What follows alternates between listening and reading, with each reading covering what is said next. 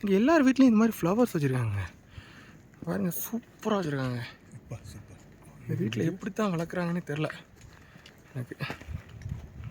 பாருங்களேன், இந்த வீடு கிரவுண்ட் ஃப்ளோரு, அதுக்கு கீழே அவ்வளோ பெரிய இது. அது என்ன ஒரு அரை மணி நேரம் ஆகாது. அதுக்கு முன்னாடி லஞ்ச் பாயிண்ட்டை ரீச் பண்ணிடுவோம்னு நினைக்கிறேன். கொஞ்சம் நேரமாக ரெஸ்ட் எடுத்துகிட்டு இருக்கேன். ஸோ பாருங்கள், ட்ரக்கர்ஸ் எல்லாம் மேலே முன்னாடி போயிட்டுருக்காங்க. ஸோ நீ அவங்கள மேட்ச் பண்ணிடுவோமா, வீடியோவில் மேட்ச் பண்ணுவோமா? Yes, walk.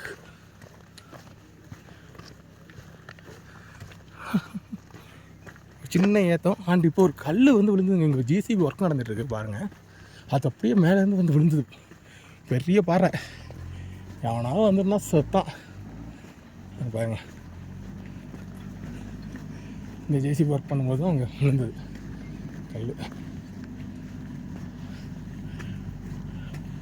இங்கே பார்த்தீங்களா, அவங்க ஒர்க் பண்ணிகிட்ருக்காங்க இந்த கல் வச்சு. ஸோ அதை வச்சு இப்படி ஒர்க் பண்ணும்போது ஒரு கல் விழுந்துருச்சு. யார் மேலே விழுந்தால் என்ன ஆயிருக்கும்? Just escape. நாங்கள் வந்து ஒரு 2 நிமிஷத்தில் விழுந்து தங்கிடுச்சு. அடுத்த டீம் வரல. அது வரைக்கும் கொஞ்சம் ஒரு 10 ஸ்டெப் முன்னாடி வந்திருந்தாங்கன்னா ஆள் காலி. ஸோ ட்ரக் வரும்போது இந்த மாதிரி விஷயங்களும் இருக்குது, அதை யோசிச்சுக்கணும். ஆமாம், இதெல்லாம் கொஞ்சம் கஷ்டம்.